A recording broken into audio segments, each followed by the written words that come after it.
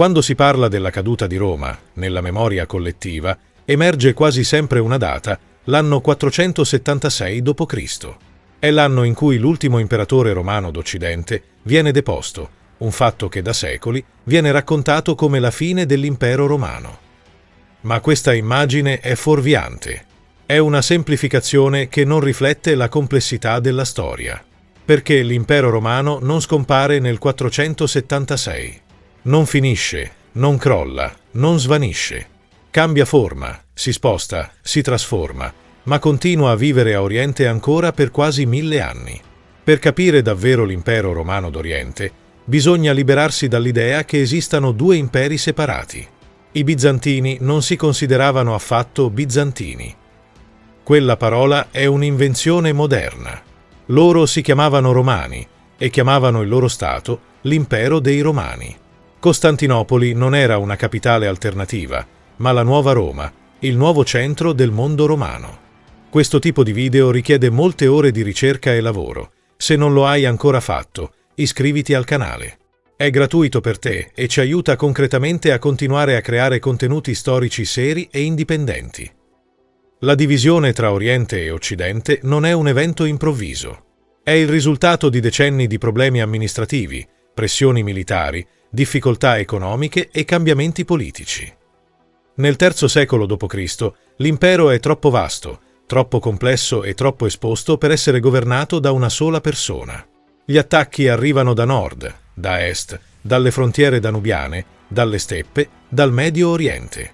Le rivolte interne sono frequenti. Le legioni sono sparse su migliaia di chilometri. Diocleziano introduce la tetrarchia, una divisione funzionale del potere. L'obiettivo non è dividere l'impero, ma salvarlo. 2 Augusti e 2 Cesari, 4 capitali, una struttura più rapida e più efficiente. Col tempo, però, la parte orientale sviluppa una propria identità amministrativa. È più stabile, più ricca, più urbanizzata. L'Occidente, invece, soffre.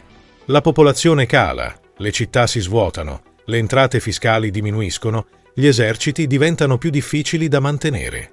Quando arrivano gli Unni, i Vandali, i Visigoti e gli Ostrogoti, la macchina amministrativa cede.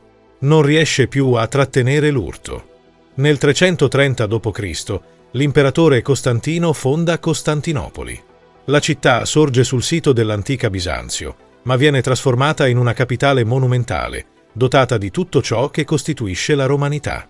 Ha un senato, fori, terme, palazzi imperiali, acquedotti, obelischi, una zecca, un sistema di approvvigionamento del grano, una flotta e soprattutto mura imponenti.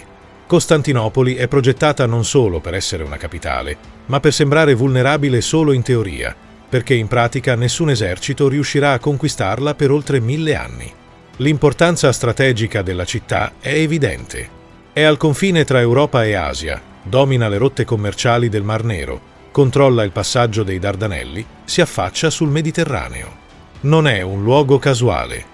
È il cuore di una rinascita romana in Oriente. La città diventa rapidamente un centro culturale e religioso. La corte imperiale sviluppa cerimoniali elaborati che esprimono la continuità del potere romano, ormai fuso con la nuova realtà cristiana. Molti storici hanno provato a spiegare perché l'Occidente romano sia crollato mentre l'Oriente ha resistito. Le ragioni sono molte e tutte insieme creano un quadro chiaro.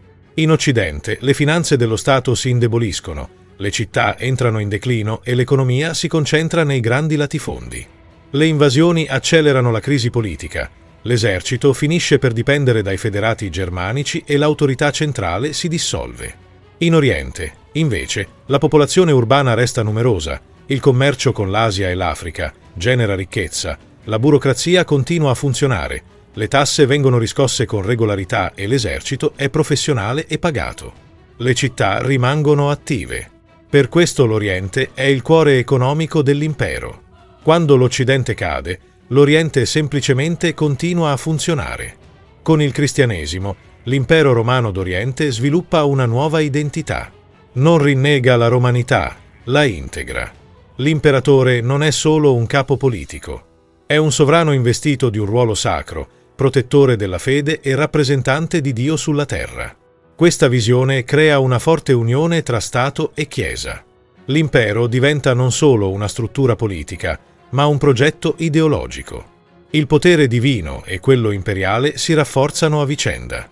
La stabilità interna aumenta e l'identità culturale si consolida.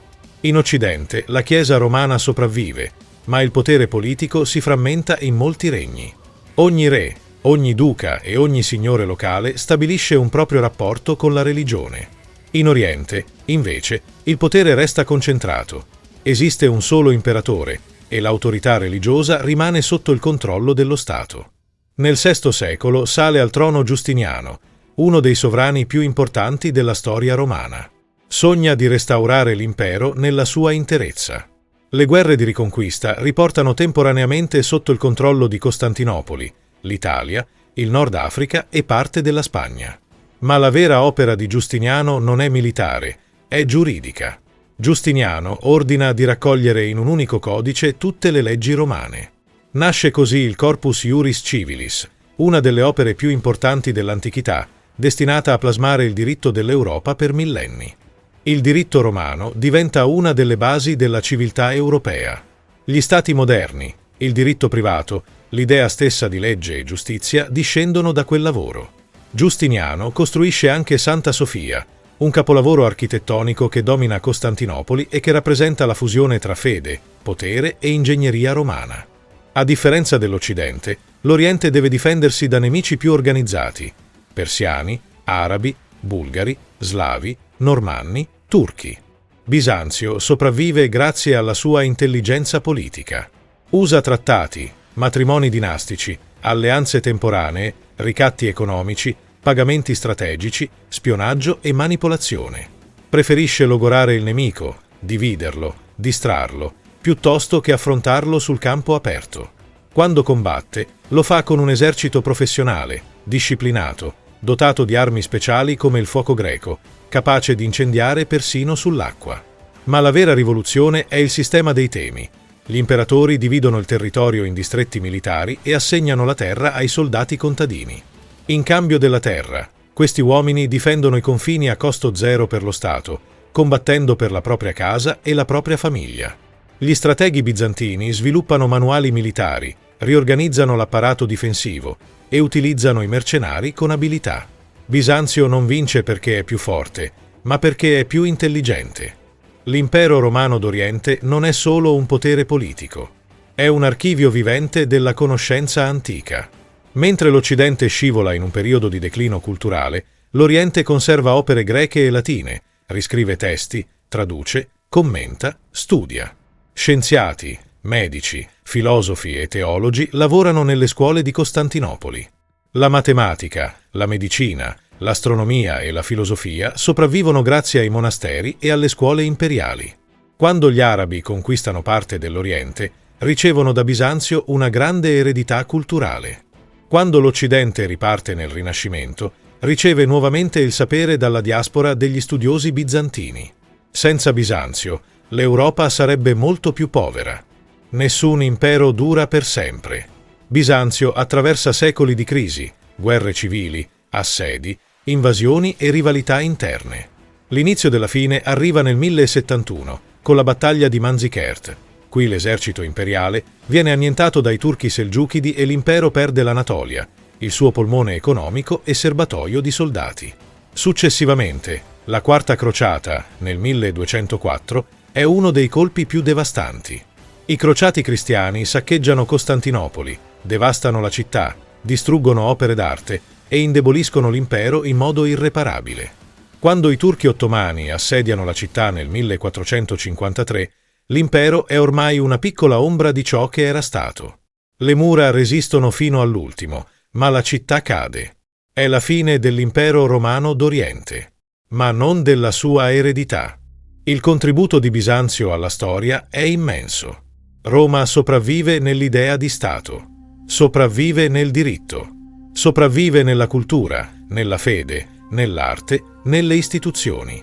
Sopravvive nella memoria e nell'identità europea. Roma non è crollata in un giorno e non è morta nel 476. Ha continuato a vivere per un altro millennio a Oriente. e forse, in un certo senso, continua a vivere ancora oggi. Se questo viaggio nella lunga eredità dell'Impero Romano d'Oriente ti è stato utile, lascia un like e iscriviti al canale Medioevo in Guerra. Grazie di aver visto il video fino alla fine. Ci vediamo al prossimo video.